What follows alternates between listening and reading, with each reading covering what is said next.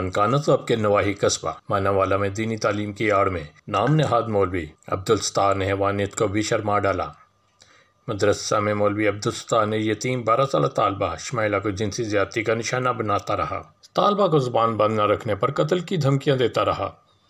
اس بات کا انکشاف اس وقت ہوا جب یتیم بچی شمائلہ کی حالت غیر ہو گئی۔ شمائلہ کے انکشاف کے بعد دوسری طالبات نے بھی اپنے ساتھ ہونے والے ظلم کی کہانی بیان کر دی، جس میں کہا گیا کہ قاری عبدالستار مدرسہ میں نیند آور گولیاں مشروب میں ملا دیتا تھا اور باری باری ہم سے شیطانی کھیل کھیلتا رہا۔ اب تک درجن سے زائد طالبات اس کی ہوس کا نشانہ بن چکی ہیں۔ ماناوالا پولیس نے اس واقعہ کے بعد مذکورہ مولوی کو گرفتار کر لیا۔ ننکانہ سے رپورٹ کر رہے ہیں سی ڈی این نیوز کے نمائندہ ملک جعفر۔ دوائیاں دیتا ہے اور رات کے کھانے کے وقت نشہ ڈال کے دیتا ہے، سب لڑکیاں سو جاتی ہیں اور آن کے بلا بلا کرتا ہے اور خود سے ٹیکا لگواتا ہے، میں نے خود دیکھا ہے۔